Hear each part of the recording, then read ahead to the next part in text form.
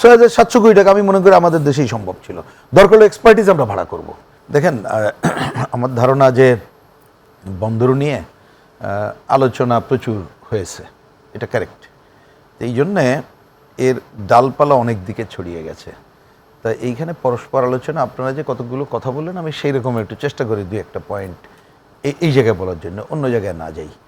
প্রথমে একটু ভিত্তিটা ঠিক করি আমার বিবেচনায়, যে কথাটা উঠল রাজনৈতিক এবং টেকনিক্যাল। অবশ্যই আমার বিবেচনা এটা কারেক্ট, এবং সেটা অবশ্যই বিবেচনা করতে হবে। রাজনৈতিক আমরা মনে করি রাজনৈতিক এই কারণে যে এক একটা রাজনৈতিক দৃষ্টিভঙ্গি আছে। যেমন উনি কারেক্টলি আমাদের পার্টি, তার পজিশন, পার্টির পত্রিকা যেটা বলেছেন ওটার সাথে আমি জেনারেলি একমত, এবং এটি কারেক্ট লাইন উনি বলেছেন।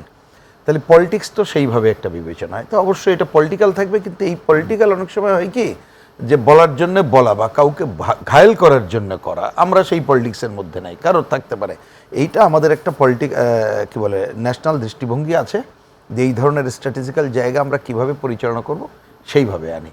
আর অবশ্যই টেকনিক্যাল দিকটা আরও উন্মুক্তর জায়গায় থাকা দরকার। এই একটা আমি আগে ফয়সালা করলাম। এবার আসি ছোট ছোট কথায়।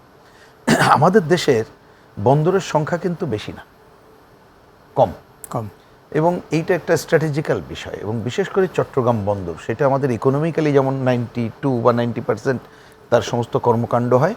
আর ঠিক যে সময় আমরা কথা বলছি, আজ থেকে ধরেন 20, 25, 30, 40 বছর আগে, পরে কী হবে আমি জানি না, ভূ রাজনৈতিক কারণে এখন এইটা কিন্তু অন্যতম গুরুত্ব বহন করে। সুতরাং এই সামগ্রিক বিবেচনাটা আমাদের করতে হবে। আমি সেটা হলে পরে আসি, আরেকটা জায়গায় আসি, যেটা আর একটা ভিত্তি কথা।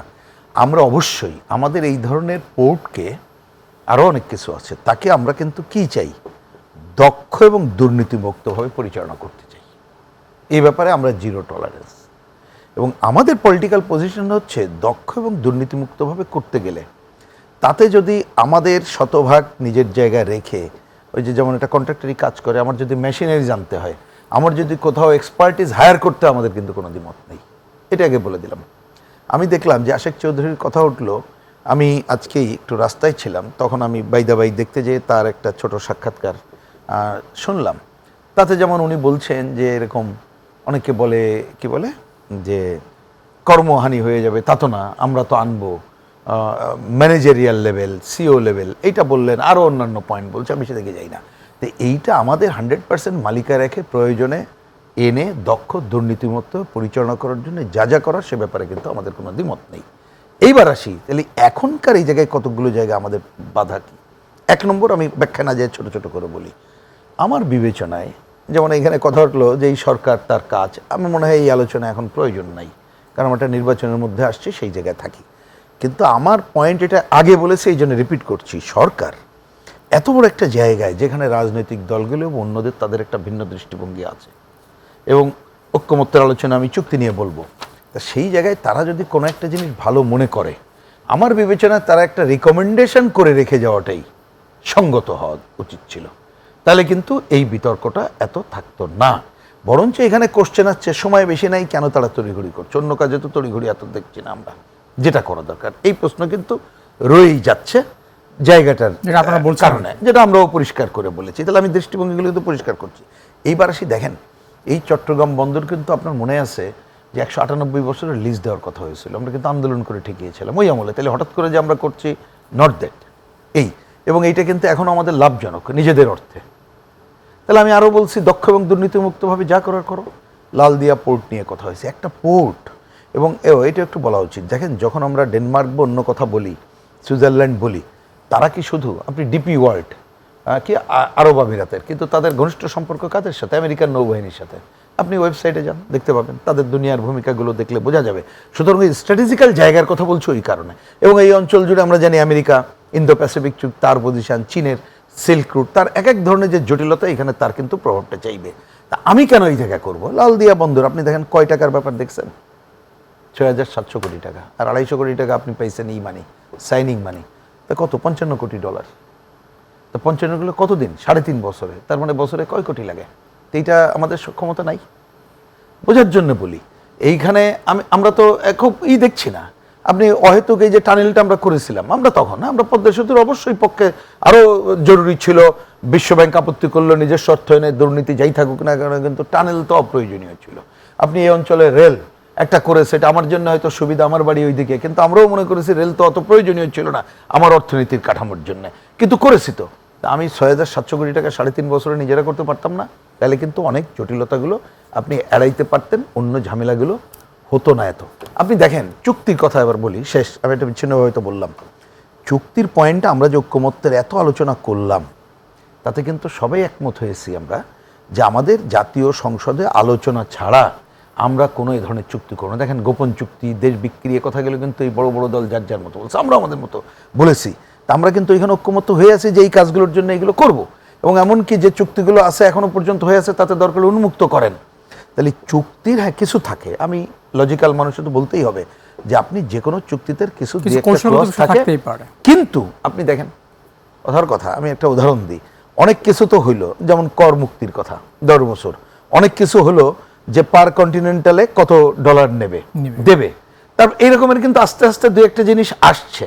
তা আমরা তো এইরকমের আরো কিছু, প্রিন্স ভাই আমি আপনাকে জাস্ট ফর ইওর ক্লারিফিকেশন, এই যে যেগুলি আস্তে আস্তে আসছে বলছেন, আমার আফসোসের জায়গা ওইটাই, এগুলো কিন্তু সরকারের দিক থেকে আস্তে আস্তে লিক করা হয়েছে, বিষয়টা তা না, আস্তে আস্তে বলা হয়েছে তা না, একই জায়গায় একইভাবে বসেই সব বলা হয়ে গেল। আনফরচুনেটলি যেটা হচ্ছে আমরা একটু সারফেসে থেকে আলোচনাটা করছি। বুঝছি না, আপনি যে কথা বলেছেন ওটা কারেক্টলি বলেছেন যে হয়তো একটা কথাকে নিয়েই হয়েছে আশিক চৌধুরী, কিন্তু আমার পয়েন্টটা যেখানে আমি আসছি, তাহলে এই জায়গায় কথার কথা আমরা বলতে পারতাম যে এখানে তাদের কাছে আমরা 41টা পয়েন্টে চুক্তি করেছি, কথার কথা এই 7টা পয়েন্ট এটা আমরা ডিসক্লোজ করতে পারবো না টেকনিক্যাল কারণে, বাকিগুলো দিস অ্যান্ড দ্যাট, তাহলে তো থাকতো না।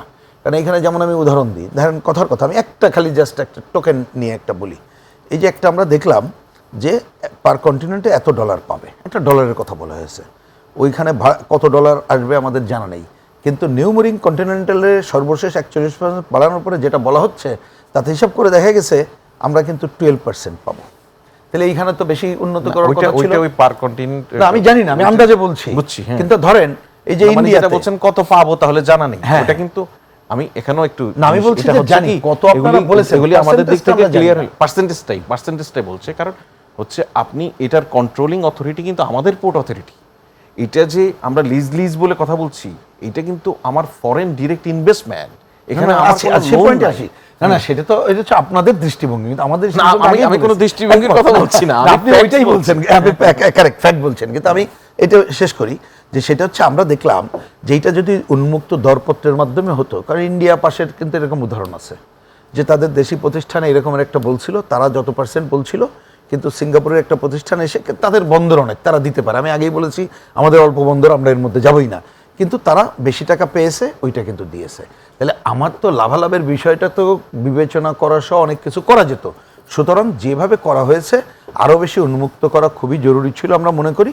আর আমরা মনে করি এই অন্তর্বর্তীকালীন সরকারের যেহেতু আপনারা যদি মনে করেন, আপনারা যদি একমত, যৌক্তিক জায়গায় যদি একমত হন, যেটা বলছিলেন, তো সেখানে আপনারা একমত থাকার পর আন্দোলন কেন করছেন? না না না, কোনটা একমত হইলাম আমি? যৌক্তিক যে ঠিক আছে, এইগুলো তো পয়েন্ট বলছি যে এইগুলো যদি উন্মুক্ত তো করা দরকার ছিল, উন্মুক্ত না করলে তো এটা আমরা এগ্রি করবো না, আমরা এটা বিদেশকে দিয়ে এগ্রি করবো না, একমতের ব্যাপার না। আমি বলছি বিদেশের দৃষ্টিভঙ্গি যে ৬,৭০০ কোটি টাকা আমি মনে করি আমাদের দেশেই সম্ভব ছিল, দরকার হলে এক্সপার্টিজ আমরা ভাড়া করবো, তাতে আমাদের সেই কথাটা কখনো আপনারা ফরমালি বলেছেন? সেটাই বলছি না, ফরমালি আর কি, এবার তো কথা বলে নাই, আমি তো বললাম, আমি আপনাকে উদাহরণ দিলাম যে ঐক্যমত্য কমিশনের আলোচনা আমরা কোনটা করছিলাম জানেন, যে গোপন চুক্তিগুলো যেটা হয় এইগুলো আমরা কিন্তু সবাই একমত হয়েছি যে এই ধরনের কোন চুক্তি করতে গেলে এমন ক্লজ থাকা উচিত যেটা পার্লামেন্টে আলোচনা ছাড়া করবো না।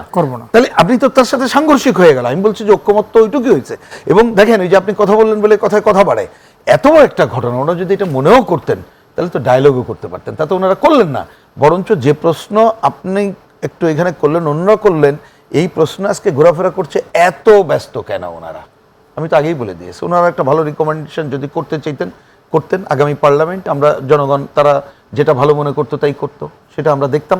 কিন্তু আমরা মনে করছি যে এইখানে পরিষ্কার কথা, যে কারণে আমরা ঘোরতর বিরোধিতা করছি, কারণ বিরোধিতা না, আমরা মনে করি আমাদের স্ট্র্যাটেজিক্যাল কারণে, ভূরাজনৈতিক কারণে চট্টগ্রাম ওইখানে আমাদের কোনোভাবেই কোনো বিদেশ তাদেরকে আসার সুযোগ দেওয়া উচিত না, বিশেষ করে সাম্রাজ্যবাদী আধিপত্যবাদ শক্তি, তাদের অনেক খেলার কেরণক আমরা হতে পারি। আমরা জানি পার্বত্য অঞ্চল ঘুরে কী চলছে জানেন, ব্যাখ্যায় গেলাম না, বার্মা তার অঞ্চল ঘুরে কি চলছে আপনি জানেন, যে অর্থাৎ আমরা কিন্তু এখন একটা খুব সংকটপন্ন ওই অর্থে আছি, আমি ভূ রাজনৈতিক কারণে আছি।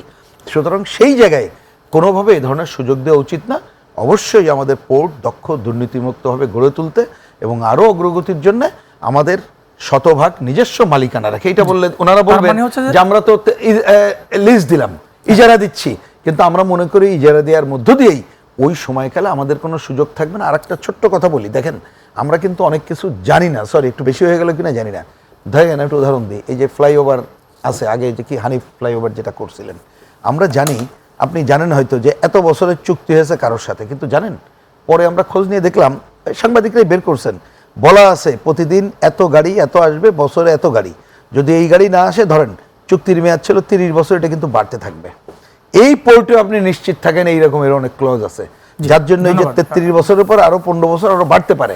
সুতরাং পুরোটা না দেখে কখনোই আমরা বিদেশের সাথে কোনো ইজারা চুক্তিকে গ্রহণ করব না।